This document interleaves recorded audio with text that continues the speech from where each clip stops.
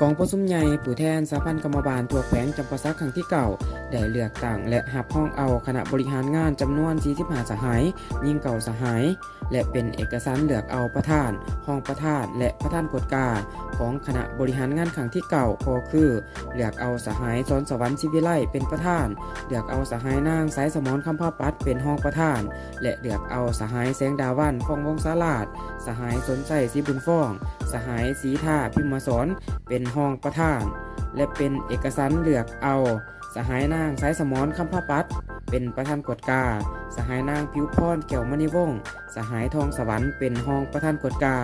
พร้อมทั้งเลือกเอาผู้แทนสมบูรณ์และสำห้องเขาร่วมกองประชุมใหญ่ศูนย์กลางสหพันธ์กรรมบาลลาวครั้งที่เก่าจำนวน23สหายยิง3สหายและสำห้อง2สหายอีกด้วยและนี่ก็แม่นหนึ่งในที่กับจอกหน่อย EP นี้แล้วพบกันใหม่ EP หน้าไปละบ๊ายบาย